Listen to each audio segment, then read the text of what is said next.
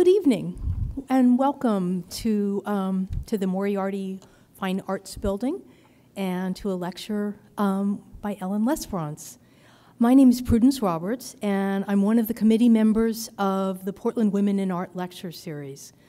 And before we introduce our speaker, I'd like to tell you a little bit about the series and its history. It was founded, Portland Women in Art Lecture Series, or PWALS, which is not the most beautiful of acronyms, was founded in 2011. Its purpose is to present important women in the visual arts to the students and faculty of Portland Community College, as well as to a larger Portland audience. Our project has focused on pioneering feminist artists and women significant in the fields of art and art history. Tonight's lecture is the fifth in the series, and you can see our former speakers on the slide above us. We have a real history now. We're 5 years old. Carolee Schneemann delivered a performative lecture called The Mysteries of the Iconographies. Charlotta Kotick, curator emerita of the Brooklyn Museum, addressed the work of sculptor Louise Bourgeois. The following year, Jean Quick-to-See Smith spoke not only of her own paintings and prints, but also of the work of fellow Native American artists. And last year, Dr. Leslie King Hammond shared personal reflections on her artistic development, challenges facing women in higher education, and her curatorial efforts in support of other artists of color. Before I thank our sponsors, I'd like to introduce the PWALS committee. Could you stand, please? I won't make you come up on stage. So, Marie Sivak, Elizabeth Ballou, Rachel Siegel, Christine Weber, all PCC faculty, Dr. Sue Taylor at PSU, and Kelsey Birsa and Darby Jones Harrington, who are our student representatives on the committee. So thank you, committee. PWALS is funded by Portland Community College and the Associated Students of Portland Community College. Additional support has come from the PCC Sylvania Campus Diversity Fund, the PCC Rock Creek Women's Resource Center, the PCC Rock Creek Multicultural Center, and the School of Art and Design at Portland State University. We have also received support from Disjecta Contemporary Art Center, and we have just been set up a fund at the PCC Foundation, where we are accepting donations. If anyone is interested in doing that, there will be some information on that at the end of the evening. So finally, we'd really like to thank in particular our campus presidents for their belief in this program and their support of it over the last 5 years. Karen Edwards of Cascade Campus, Sandra Fowler-Hill of Rock Creek, Jessica Howard of Southeast Campus, and Lisa Avery of Sylvania, who will now introduce our speaker. So thank you.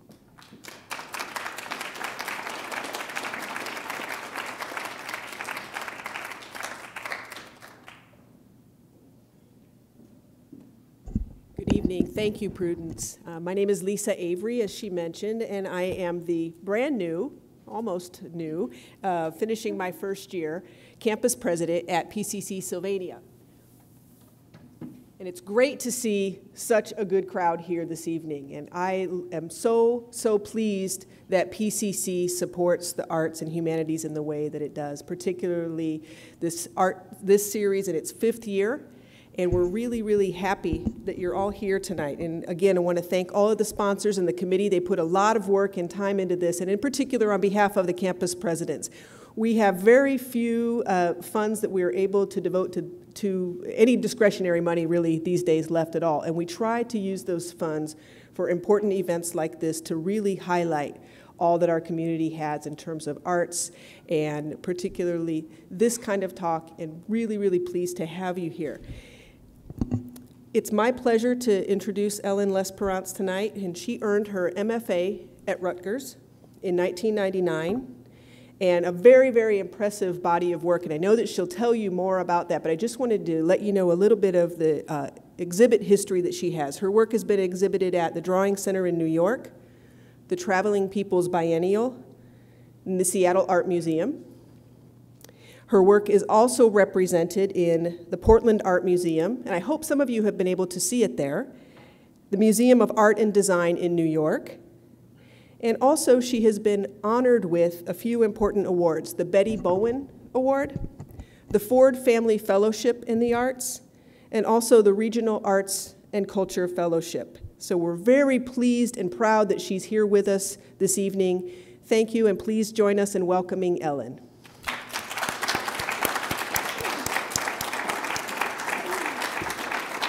Thank you all for very much for coming out tonight. I am Ellen Lesperance, and I am going to talk to you about my work tonight and some of the major influences that have affected my studio practice over the last 10 years. So I'm specifically going to talk about Greenham Common campers, Pipa Baca, Sylvia Slay, Mia Zapata, and the Amazons.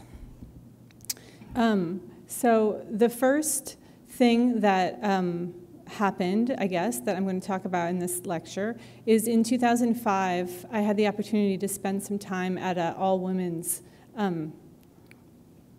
commune in the hills outside of Santa Fe. It's called ARF. It was the Asylum for Radical Feminists.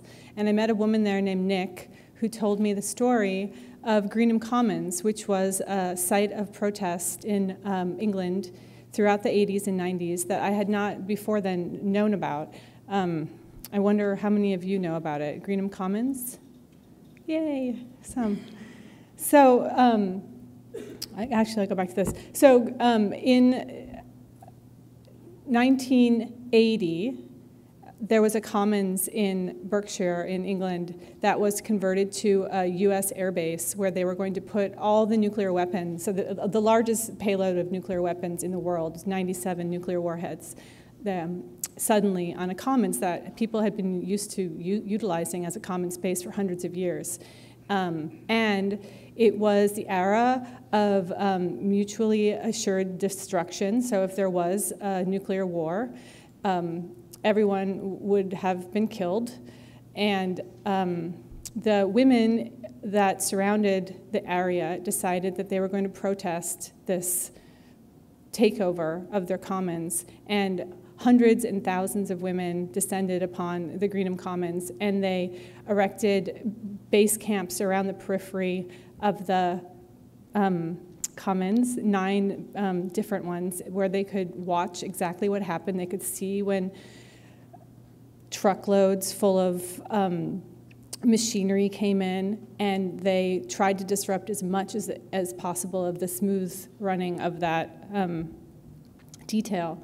One other really specific thing about Greenham Commons is that they saw creative making as a opposition to violence, and so there was this ethos of creative direct action that was just mythic in regards to the actions that those women carried out.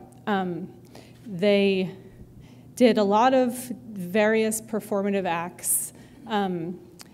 They came up with an entire songbook of songs and chants, and they created objects that they wove into the barbed wire fence around the commons. Another thing that they did is they knit sweaters that the more I did research of the camps, the more I saw were pretty ubiquitous. If you're talking about a population of people that were living outside, sometimes for years at a time, in tents that were ripped down typically every single week, the importance of warmth is not to be understated. And knitwear, for sure, if you know, has lanolin in it, which is a natural water repellent. And it was the 80s, and it was England, and there were a lot of knitters on site. And they started knitting sweaters that had protest imagery and symbolism and words knit into their garments. And I started researching these, and this was the beginning of me doing these paintings that I am presenting to you tonight. So if you look at this image, which is some campers that had just broken through the barbed wire fence, and they were running towards the military outpost with a snake that they had made out of all these sheets sewn together. You see that there are various women that are running with sweaters, and one of them on the right, in the foreground, has this sweater that looks like there's a sunrise on it.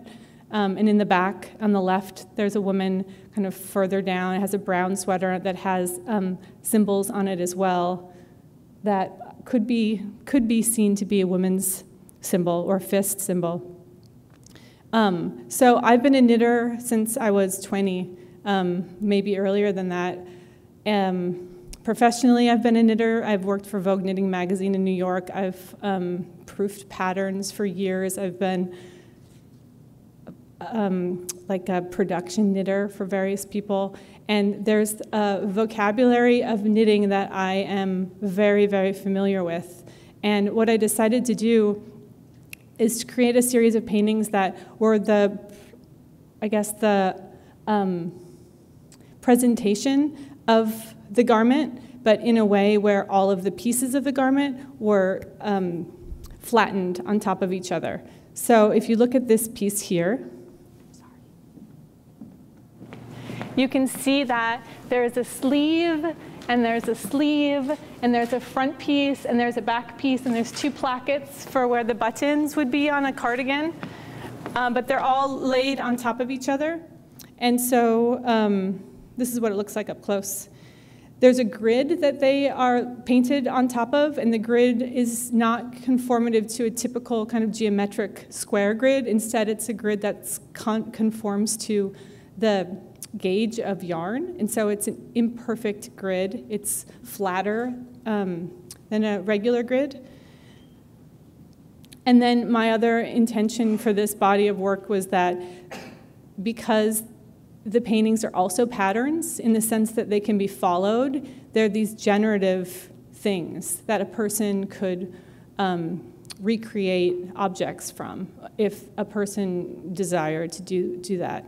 And so in the beginning especially, I would knit as many of the paintings as I possibly could, so they would be shown as the painting and also the garment together. And I thought of them as being this way to pull intention and pull engagement out of the past and into the present. And so this is my translation of that sweater that you saw in the image, the brown sweater that was in the back. And so for years, and I continue to do so, for years I've been just trying to find as many instances of Greenham Common campers that are wearing these sweaters that are arguing ideologies. So you can see this is a woman, this is from a video clip that I found of a Christmas in 1983 in Greenham, where a woman is washing dishes and she's wearing the sweater that has these yellow hearts on the back. So this is an example of something that I feel is argumentative, even in the most gentle terms. It's argumentative for love because it has the hearts. And so that passes the muster for my decision making, and then it goes on to become a painting. And then back then, this was when was this? Maybe 2008. I still had time to actually knit all the sweaters as well.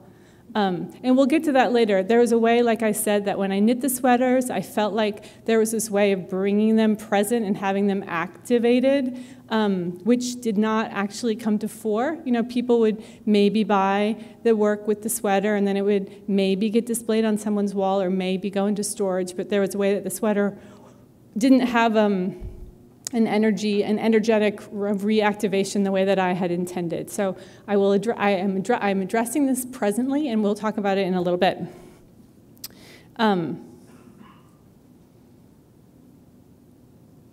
Here's another example of a Greenham Commons camper wearing a sweater that has a God's eye pattern on it. And then this is the painting that was made from that. So you can see that they've also changed to become larger. They are more of a figurative presence now, I believe. I like that they have a full body to them. They read, to my eye, as an alternate kind of representation of the female body. And it's a representation that is upon a matrix that I can believe is a feminine matrix. It kind of exists as a representation of women outside of a standardized art history, especially a painting art history of representation of women.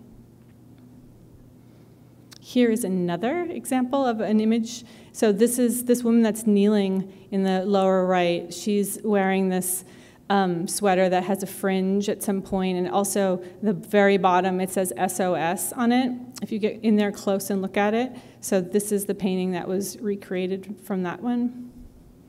So it's an ongoing process for me to find these images and then to recreate them. I spent January of last year going to the Women's Library at the London School of Economics, where there's a partial archive of Greenham Commons ephemera, including a lot of photographs. So there's a few in England. There's one in Manchester at a People's History Museum that I haven't been to yet, but I have been, they have said that I'm allowed to go there and just comb through boxes of photographs, so I will be doing that soon.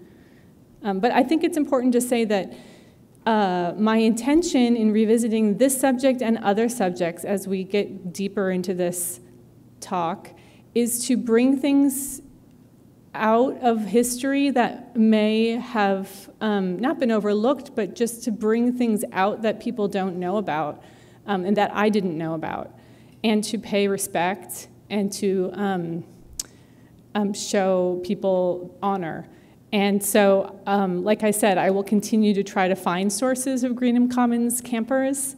It's hard to do when you're not in England. There used to be an archive online that went down 2 years ago, so it's gotten harder and not easier. I feel like I've probably combed the web for every single image and video that exists. If anyone ever comes across another one, please send it my way. So this is the painting that was created out of this. So another thing that is starting to happen is that in order to fit onto this page, it's kind of the page that the paper comes in. It's printmaking paper. It's 42 by 30 inches, and I tea stain it, which is probably the first thing I should have said. I tea stain it to get that brown color, and I do that because, well, I guess a couple of reasons. One reason is because it feels to me like the way that old pattern sheeting looks like when you buy like a sewing pattern, that particular color, but also just a strictly formal reason. A white paint doesn't show up on white paper in the way that I like, so those are the two reasons. But because it is that size, in order to fit garments that I'm trying to knit onto that size of paper, things start to have to be folded. So the skirt that she's wearing in this picture needs to be folded up from the bottom and then also in on itself. So forms become, they become dense, and there's this illusion of transparency that has to be maintained so that I look like, it feels like I'm looking through one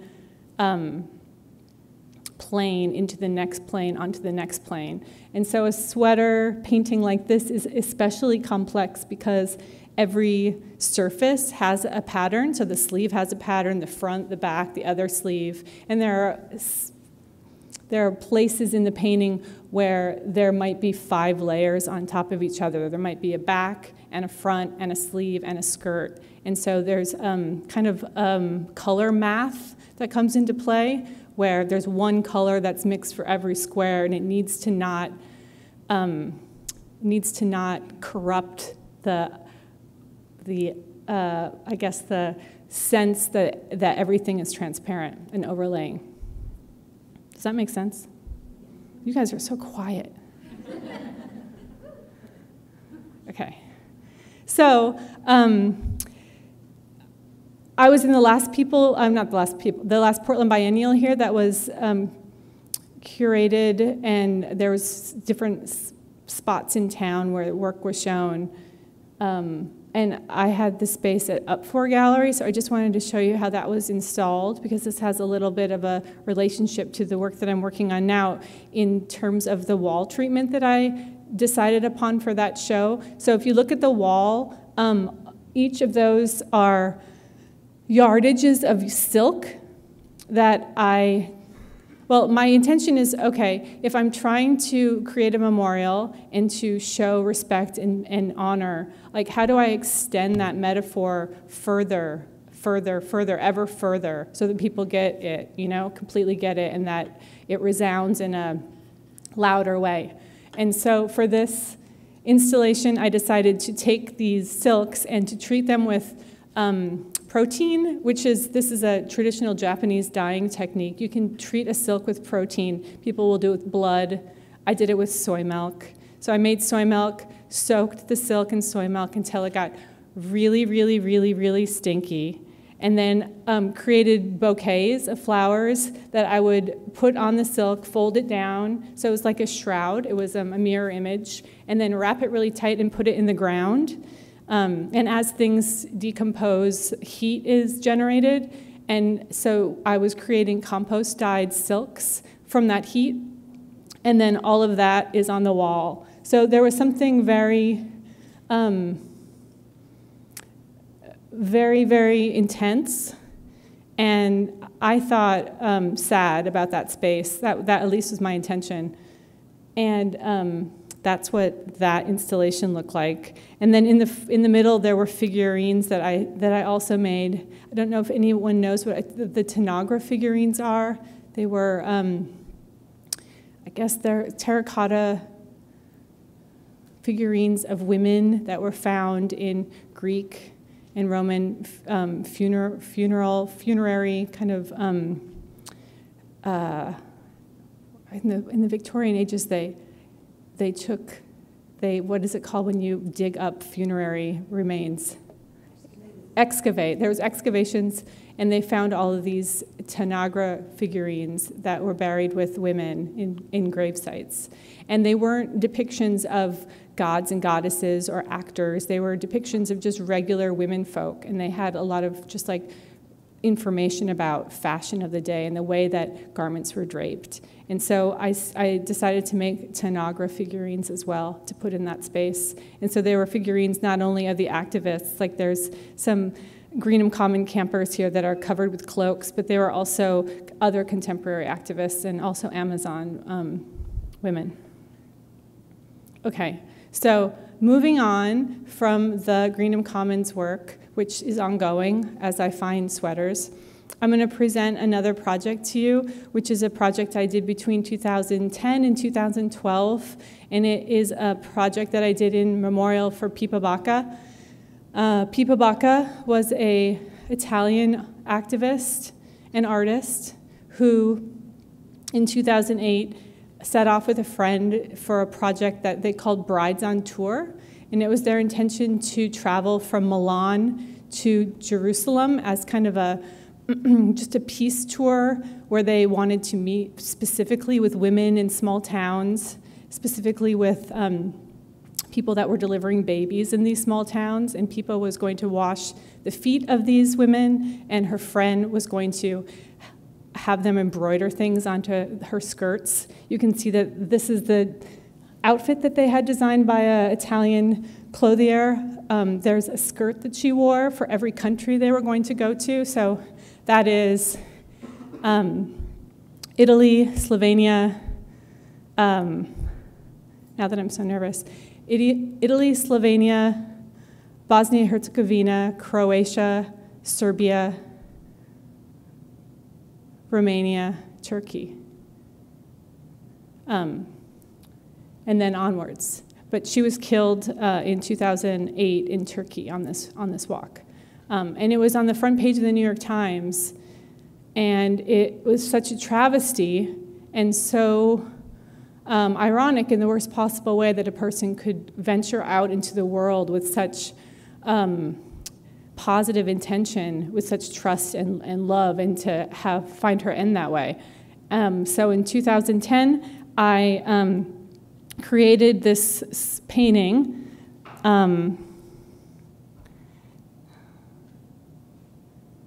that I'm gonna read the title to you, because as soon as I made it, it forced me to do something. So, dear Pippa Bacca, let the wearing of this sweater act as an oath that a path of peace between Milan and Jerusalem be traveled in your honor. So this is the painting, and then I knit the sweater for it. You can see in this vitrine.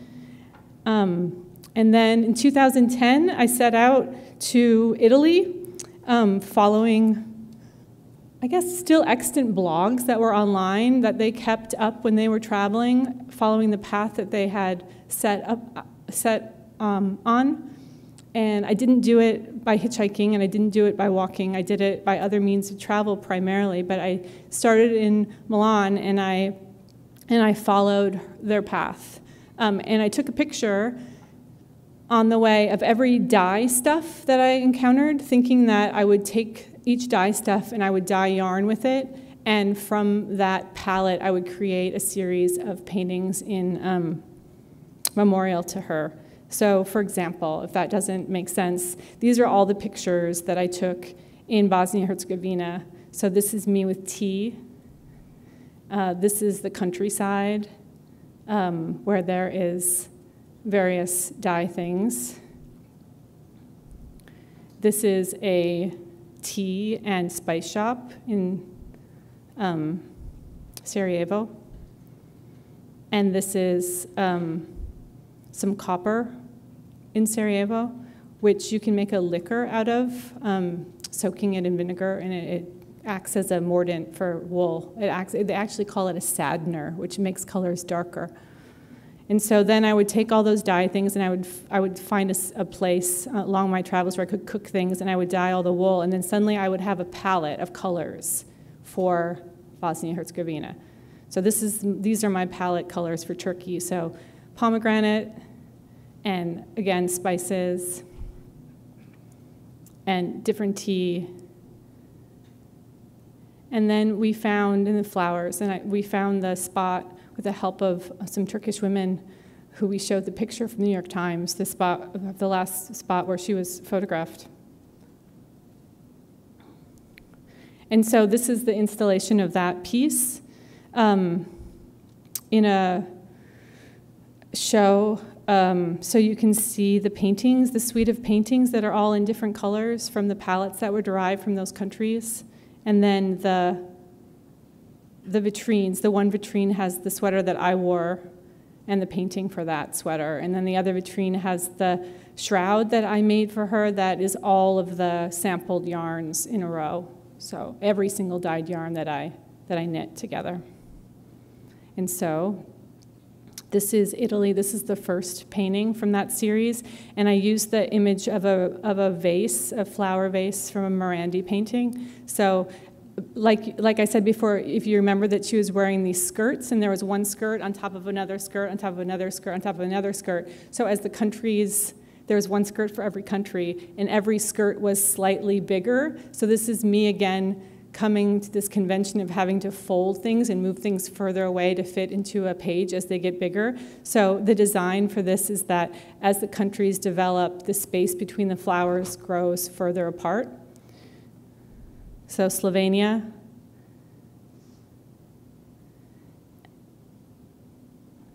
and Croatia,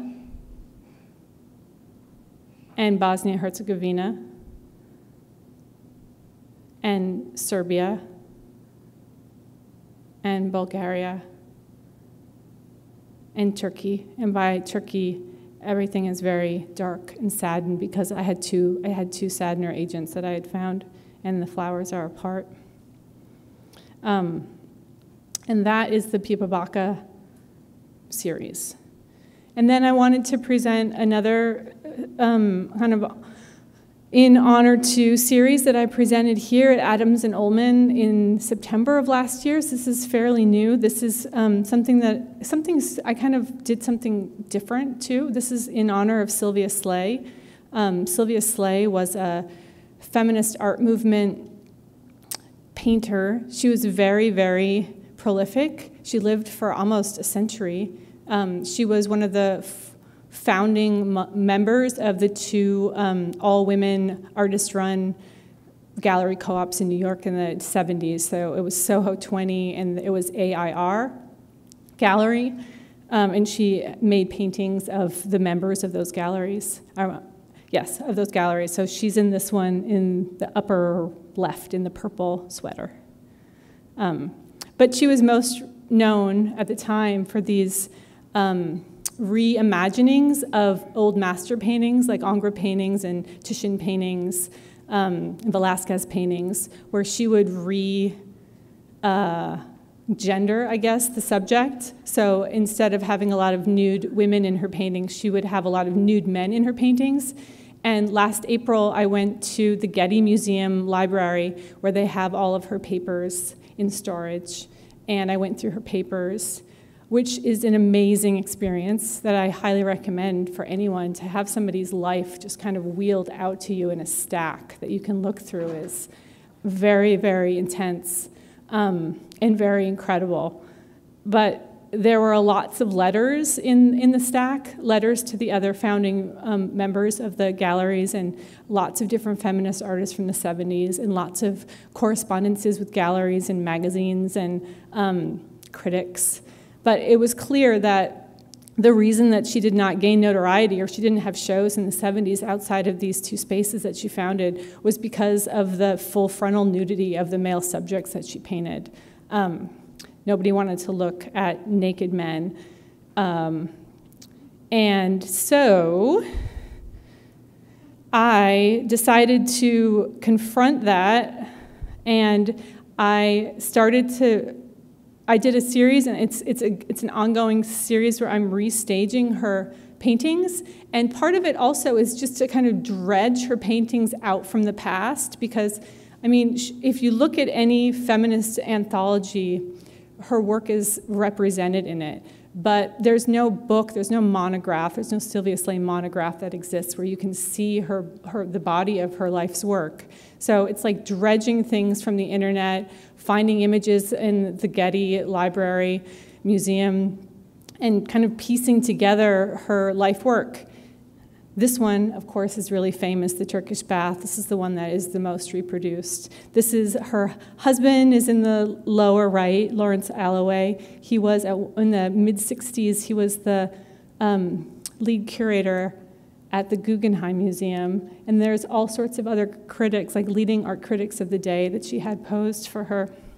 So I created this painting to help me recreate this tapestry in the background of that painting. If you can see that, there's like a knit something in the middle of a Turkish rug, it looks like. So I re-knit that, found a Turkish rug that had the same symbols in them, the same colorways, spliced it in, as you can kind of see, and then started using that and other things that I made and found as props for redoing her paintings as photographs.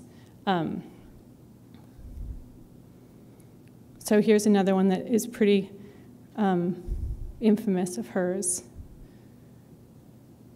And so the quilt, I remade the quilt, restaged it.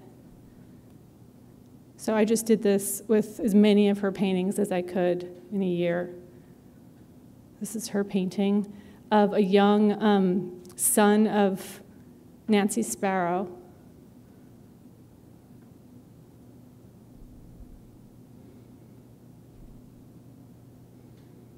And then I also did as many of her flower still lifes as possible as well, so that there was this coexistence of body and flora in the show.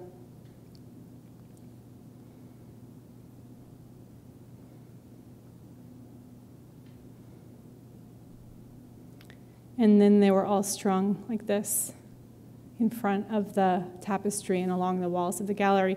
And the other thing that was in that show was as many recreations of the sweaters that she had the founding members of the galleries in New York City wear in the paintings. So there was 2 paintings of the Soho 20 women, and there was a giant group painting of the Air Gallery members. And so the paintings on the wall that are next to that tapestry are 2 of the sweaters that 2 women in those paintings were wearing. Does that make sense? Okay, and then we're to what I'm working on currently right now, so I wanted to talk about that. The latest project is in memorial to Mia Zapata, who was the lead singer of a band called the Gets, in Seattle in the early 90s. I'm from Seattle, and I definitely was in Seattle in the early 90s, but there was a lot of music in Seattle, and the scene in Seattle was fairly innocent before Mia Zapata was killed in 1993, walking home from a performance in Capitol Hill, which is where I lived at the same time. It was the first place I lived after I moved out of my parents' house. I was a young woman. And for me and for a lot of people in Seattle and in the scene, it was the loss of innocence. And it was, for me, my coming to truth with just the feeling of not being safe in the world, not wanting to be alone at night, and it was palpable for a lot of people. And this happened a very long time ago, and like the Pipa Baka, just like thinking about what to do with information. Can you do something with information? How to process that is part of what I think about. And a lot of people don't want to turn Mia Zapata into a rape victim. Like, that's not who she was. But that is also a fact of what happened to her that is important to account for. So when I did go to the Greenham Commons archive, I found this image of a woman wearing a Labrador sweater.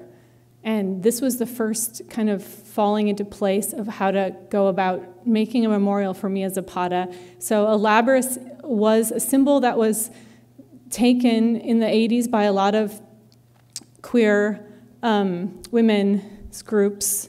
It's also the symbol of the Amazon weapon from Myth. And so I decided to recreate that sweater. And we're back to me feeling, I guess, years ago that the sweaters that I brought into the world didn't actually carry this agency with them into the world, that they were just kind of, zipped up in a Ziploc bag in someone's closet. So I decided to create a project called Congratulations and Celebrations, where this sweater is rentable to anyone that wants to rent it.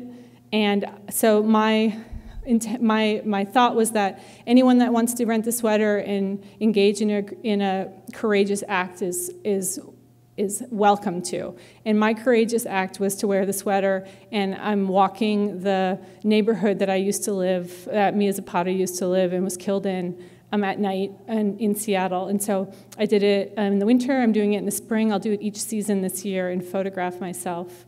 But everybody that rents the sweater is doing all sorts of different things, and there's been 70 people renting the sweater so far. And I'm mailing it out. I'm mailing it to the next person afterwards. I'm paying for all shipping, and it is active in the world. There are so many people doing amazing, amazing things with the sweater right now. So there's a website for it. There's an Instagram feed for it. I feel very contemporary with this project, with the Instagram feed. But it's humbling to see something, people like claim something and go for it with this intention. Some people are doing incredibly brave and sad things, and it's out there. It's on its way to Maine right now, Woolwich, Maine. So the first part of doing the Mia Zapata memorial was this, to just like get a new vitrine with a painting and a sweater in it and this generative kind of body of photography. And then I thought about how to make a painting for her. And so this is a cyanotype of a lot of different flower and plant matter that I collected when I took the walk in her honor, creating a cyanotype with it, and then overlaying it on top this image from Greek red figure pottery, which is from the kind of 500 to 300 before Common Era. It was a time when there were Amazons that were depicted on these pots. And then this evil eye motif as well. And then I just started looking at what Amazons were depicted as being as wearing on these pots, and reading about it, and realizing that the Amazons were some of the first depictions of non-Western peoples by Westerners in Western art, and they differentiated themselves in the way that they wore their clothes, the patterning of that clothes, and the shapes of those clothes, the wearing of pants, specifically wearing of tunics. And a lot of the symbols on their clothes are symbols that we wear on our clothes now, like chevrons, for example, or like lozenge or polka dot shapes. So there's this way that the symbology has this ability to transcend space and time. And so I did a suite of paintings of Amazons to face the painting that I made of her, and each of the paintings has the evil eye imagery in it. So these are some of the Amazon paintings that will be in the same space, kind of confronting the painting I made for her.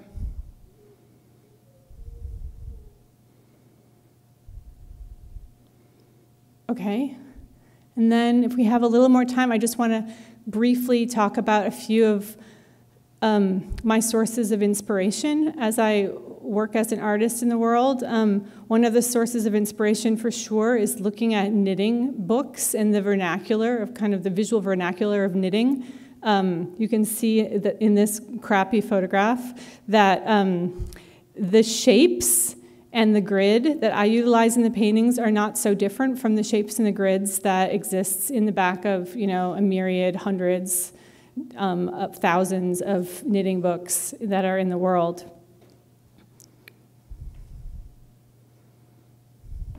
The other thing that I'm really inspired by is just like the intellectual history of women's work. So this is an example of a garment pattern where if you want to sew one thing, you follow everything that has the hatch, hatch, dot, hatch, hatch, dot, hatch, hatch, dot. If you want to follow another thing, you want to follow everything that's just the hyphen, hyphen, hyphen, hyphen, hyphen. So there's a way that you can generate all sorts of different kinds of garments from this one instruction. And it's so beautiful, and it's so complicated. So there's things like this that just I'm just like perpetually interested in. And then also the paintings having this alternate history that's not kind of a high art, Western art history, but much more rooted in and much more related to things like this, like the ephemera of like doing a run of clothing. What does the pattern look like? What is the colorway with the yarn? And then, of course, continually looking at protest actions in Greenham Commons, but also contemporary actions. So looking at coming out of Arab Spring protests, a lot of the Egyptian women that took to the Tahrir Square and faced a lot of sexual harassment. There was lots of photographs that came out of that were very inspiring. This is one. There's a lot of photographs coming out of Black Lives Matter that are inspiring. This is one. And then ongoing like Earth First protests and a lot of the kind of smaller group ecological protests that happen in the Pacific Northwest. An artist that I love, love, love, that I try to share with people because I don't know if everyone knows her, Christina Ramberg. She was one of the Chicago imagists. And her work was very heavily, it was in response to the way the shapes that women's bodies were contorted to take because of 1950s era kind of corsets and brasiers and things that shaped and sexualized female bodies. And looking specifically at also artists like Ferdinand Léger, who you can maybe see the use of his black in this painting, but also the way that he painted in a Cubist style, kind of more pop imagery. In this particular painting, there's this way that she also morphs into furniture. There's like a chair shape that is an arm, So I love the work of Christina Ramberg and the symmetry of it, and I think you can see how the shapes directly relate to what I do. Nancy Sparrow is someone else that I love. Her use of text. There's a lot of text in my work, which I didn't really talk about. They all have these titles that relate to the things that protesters were saying. But also, she developed this lexicon of female imagery throughout the body of her work that she would use over and over and over again. She was perpetually involved in the social and political movements of her day, and she was fearless. And in 1974, after she did a really bloody and violent body of work in response to the Vietnam War, she decided she was just not going to ever paint men again in her work. So she did the La Peinture Féminine, so all of her work was all women after 1974. Joyce Kozloff is another person that I love. She was a person that was in the pattern and decoration movement of the late 70s and early 80s. She's one of, multiple people, but the pattern and decoration movement is very exciting to me because it sought to conflate this difference between high art and low art. And of course, high art at the time was a lot of abstract paintings done by men, and low art for sure was anything that was coming out of craft traditions and out of non-Western craft traditions specifically. So bringing things into the work that was from quilting or from embroidery or from, Islamic mosaic traditions or Japanese woodblock traditions was for sure their intention.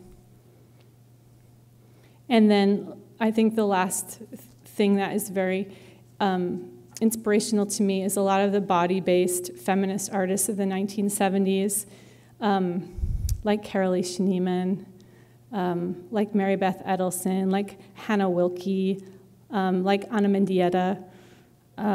Well, here's Mary Beth Edelson. In the 70s, she went to archaeological sites where goddess worship was proven in Yugoslavia, and she set up all these performative photo events where she sought to capture excess energy in the space, photograph it. So I love her work. And that is it.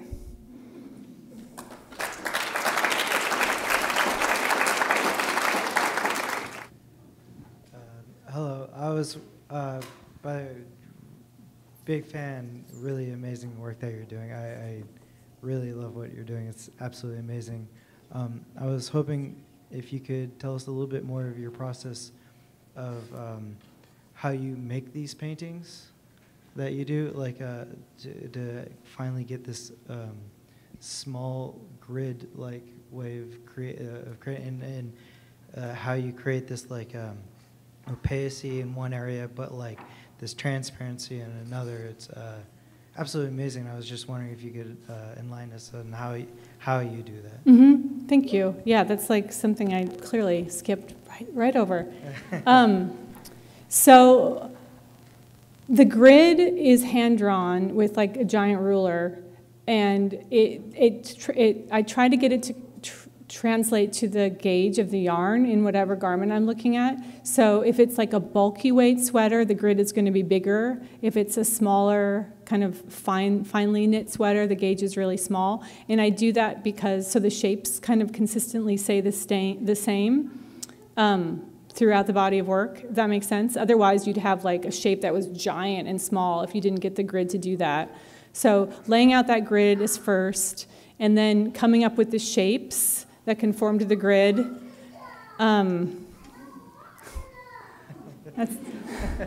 That's my daughter, so.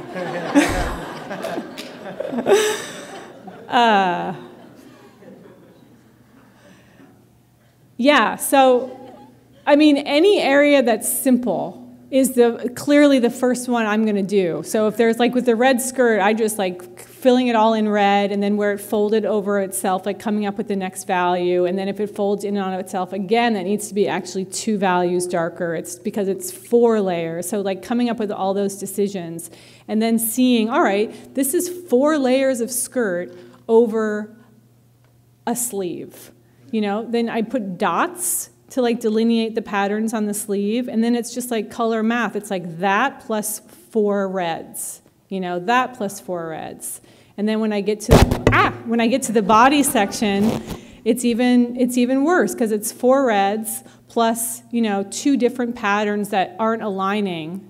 So I'm just relying on these notes that I take that are just color dots. And I'll get to a tiny square and I use a tiny brush and I just am like, okay, purple plus, you know, pink brown plus white plus 3 reds.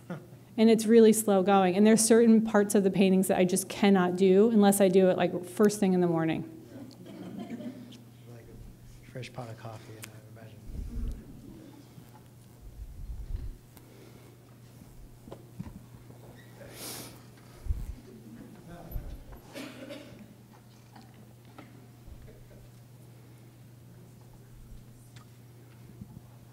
Since your work is like so attached to social justice like movements, do you ever find that you get emotional while you're painting things or while you're planning things out, or is it since like your work is so meticulous, I guess, that you just end up going through the motions with it? I mean, that's a great question.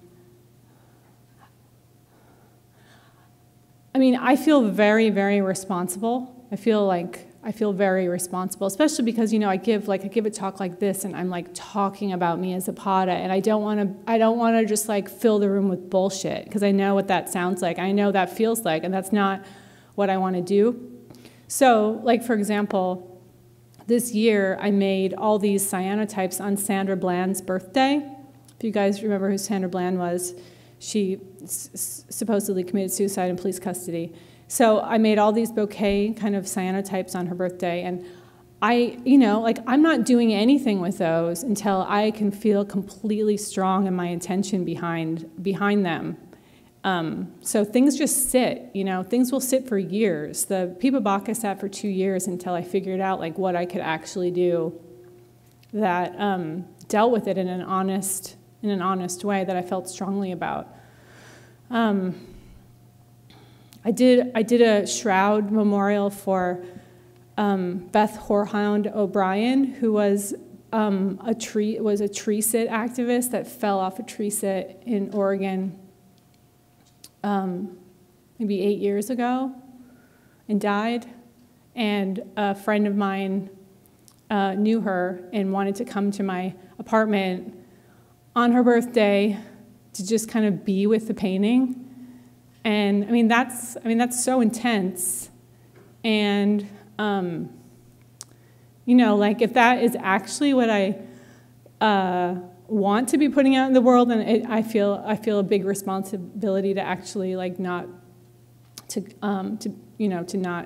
be as intentional and to be as specific with the work as possible. Yeah. So have you yourself participated in any kind of political actions? Voice big enough. Yes, I have. No, yeah, I mean, I have been involved in political actions, I mean, ever since I can remember. I mean, I'm one child in a 6-child family that is mixed race family from the Midwest. You know, like my closest sister is African American.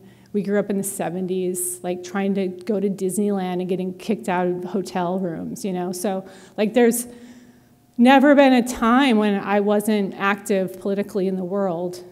So I don't shy away from it. I mean, it can be exhausting, feeling like, you know, you constantly have to fight for things and fight against things, but it's definitely been my experience in the world to be that way.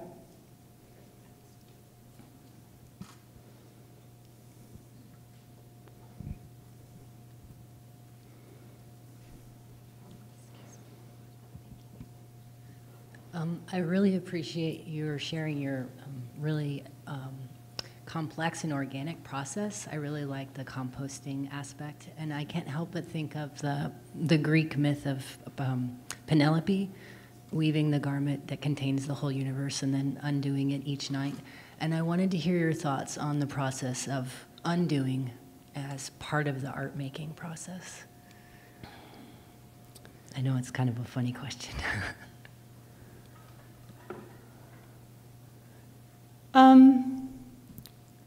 Well, I mean, to undo,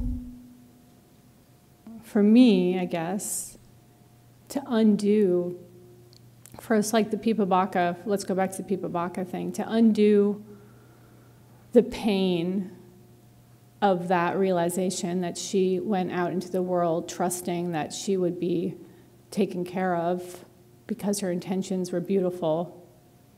To undo the truth of that, for me, was to go back and, with intention, revisit these places that must have been, spellbindingly beautiful for her when she was there, within her intention, washing people's feet that were strangers to her, and to figure out, okay, the landscape and the flora in the landscape are pure, and they're beautiful, and let's undo this by talking about the beauty and in the world. And so I think that's definitely important to me, to try to figure out a way to turn it and do that. Thanks. Mm-hmm.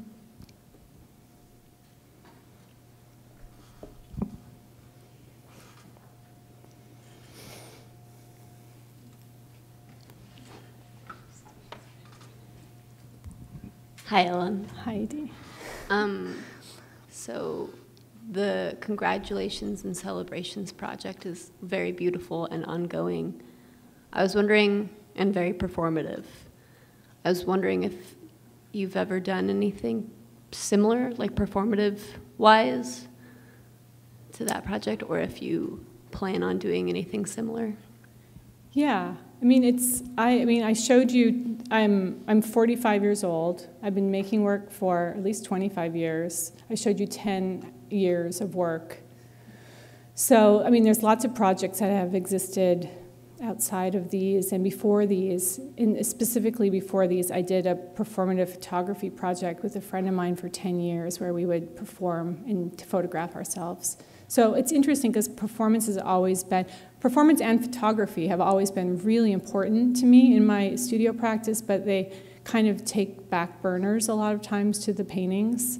But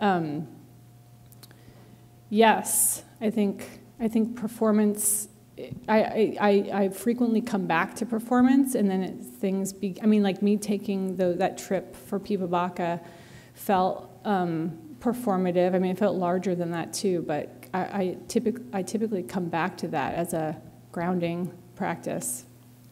Thank you. Mm-hmm.